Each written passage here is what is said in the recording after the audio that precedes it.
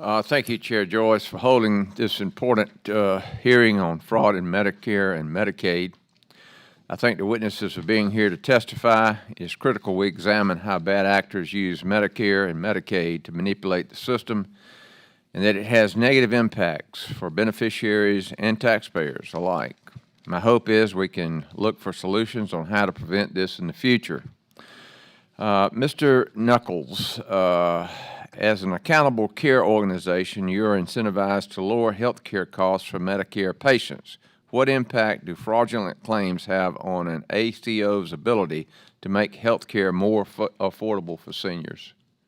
Thank you, Representative Allen, for that question. So as an accountable care organization, we are responsible for the costs. Medicare shares with us the claims that they pay on behalf of our patients that are assigned to us by the program.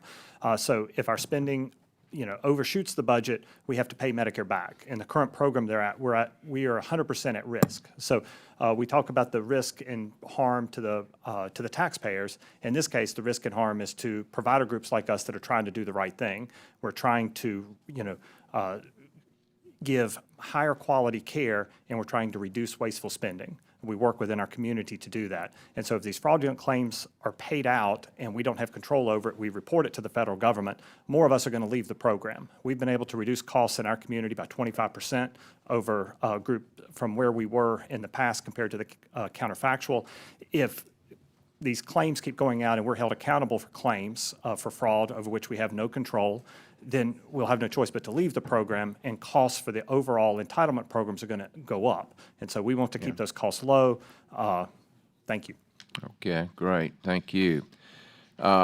Ms. Wooten, from my understanding, it's not uncommon for fraudsters to target Medicaid to commit fraud to take advantage of vulnerable populations, such as the homeless or those with substance abuse disorders.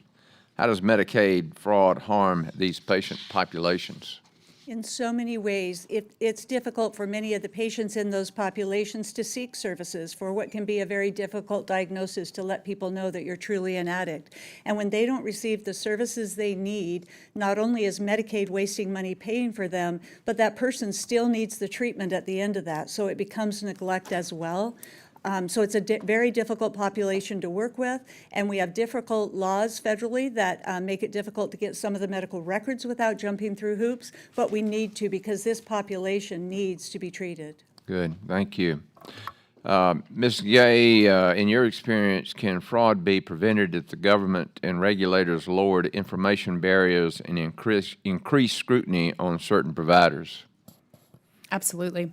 Yeah, I think there's a gap in our credentialing process across the board as far as, letting practitioners into programs and keeping up with the screening. It's a big job, but most organizations that I work with, they are screening their providers once every 3 years, and that's just not often enough to deter the bad players out there. Mm-hmm. Well, obviously, we have news coming out on this every day, and the public is really discouraged about the way people are using these programs in a fraudulent and abusive way.